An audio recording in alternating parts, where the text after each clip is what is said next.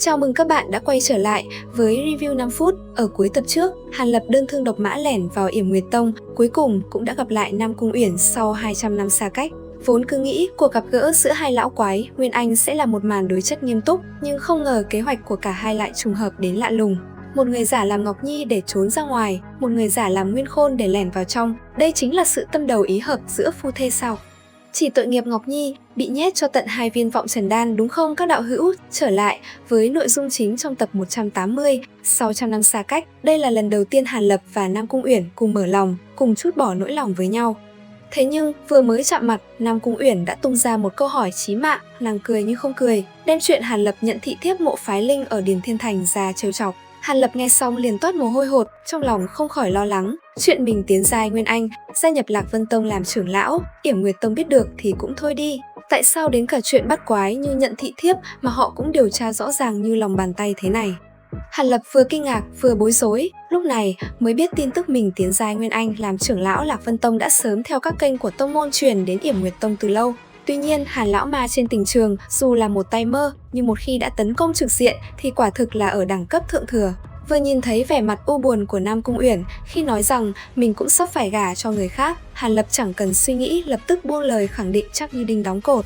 Nàng muốn đi cùng ta không? Phải, ta tới lần này đương nhiên là để đưa nàng đi, ta muốn nàng làm thê tử của Hàn Lập ta. Bất luận là kẻ nào muốn ngang ngược cướp đi người ta yêu, đều phải hỏi xem ta có đồng ý hay không.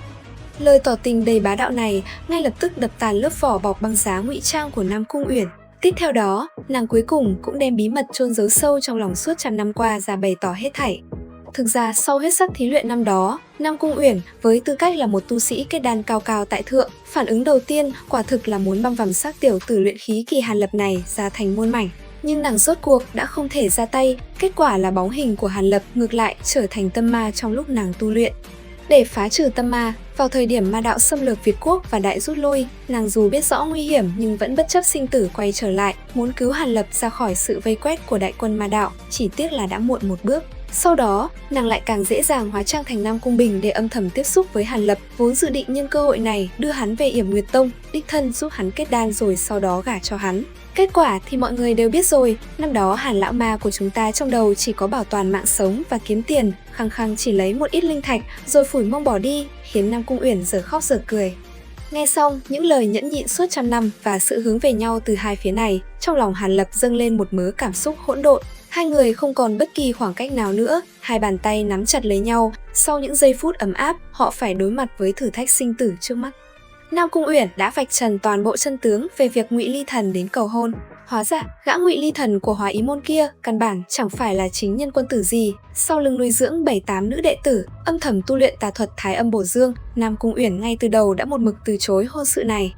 Nhưng cái sai lại nằm ở vị đại trưởng lão, sư tỷ của Nam Cung Uyển, hiện tại của Yểm Nguyệt Tông, vị sư tỷ này lòng dạ công lợi cực kỳ nặng, vì để ôm lấy cái đồi lớn của Ngụy Vô Nhai, đại tu sĩ Nguyên Anh hậu kỳ của Hóa Ý môn.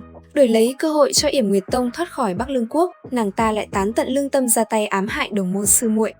Nương theo lúc Nam Cung Uyển đang trong thời kỳ suy nhược do vận chuyển tố nữ luân hồi công, Nam Cung Khuyết đã trực tiếp ra tay chế phục nàng. Thậm chí không tiếc tiêu hao tinh huyết của bản thân để gieo vào người Nam Cung Uyển một loại khốn tâm thuật cực kỳ hiểm độc. Điểm đáng ghét nhất của khốn tâm thuật này là chỉ cần đại trưởng lão nắm giữ thẻ lệnh cấm chế cốt lõi kia trong tay, thì trong vòng trăm dặm, Nam Cung Uyển sẽ hoàn toàn trở thành một con rối bị thao túng tùy ý. Đây cũng là lý do tại sao Nam Cung Uyển luôn không dám manh động. Nghe đến đây, nếu là Hàn Lập trước kia, kẻ luôn tôn thờ châm ngôn còn xanh núi tốt lo gì thiếu củi đốt, tuyệt đối sẽ đề nghị đưa Nam Cung Uyển chạy trốn ra ngoài trăm dặm, rồi mới từ từ hóa giải cấm chế. Nhưng Hàn Lập của ngày hôm nay đã sớm không còn như xưa, ánh mắt hắn lóe lên tia lạnh lùng, hào khí ngút trời đưa ra quyết định.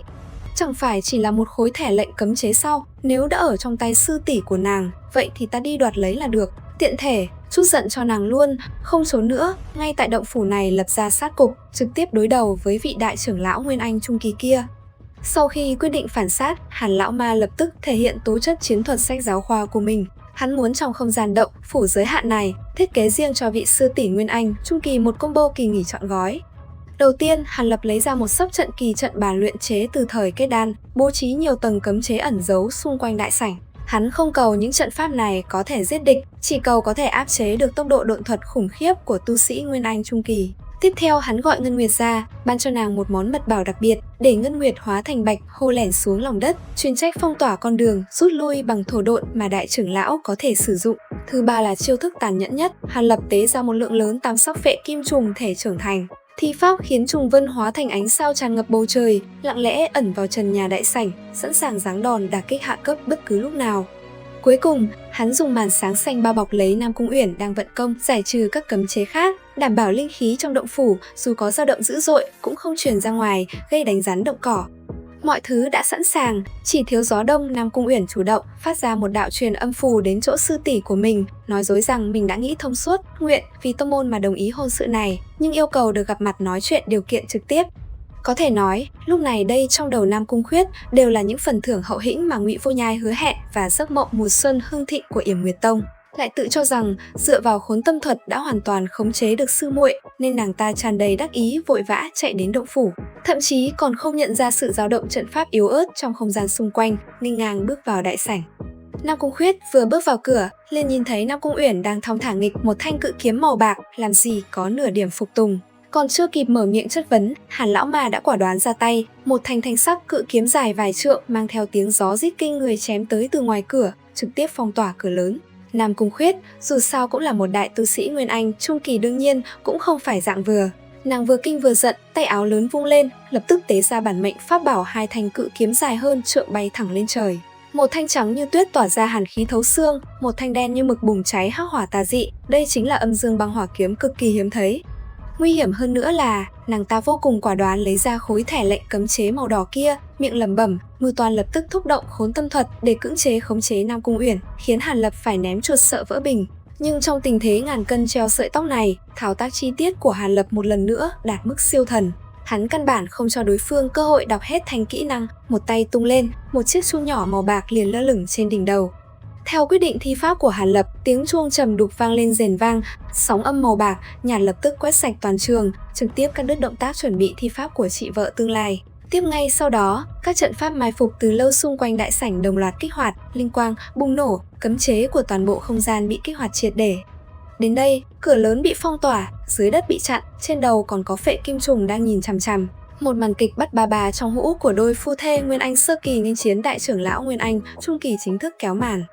Vậy thì trong trận chiến phục kích được bố trí tỉ mỉ này, Hàn Lập rốt cuộc sẽ phá giải đòn tấn công của Nam Cung Khuyết như thế nào? Đại trưởng lão Yểm Nguyệt Tông bị dồn vào đường, cùng sẽ tung ra át chủ bài, giữ mạng ra sao? Lần nghênh địch này, Hàn Lập sẽ có thu hoạch gì? Sau khi lấy lại thẻ lệnh cấm chế, Hàn Lập và Nam Cung Uyển lại phải làm sao để trốn thoát khỏi Yểm Nguyệt Tông? Nhiều nội dung hấp dẫn hơn, chúng ta sẽ nói ở tập sau nhé. Video đến đây là hết. Xin chào và hẹn gặp lại các bạn.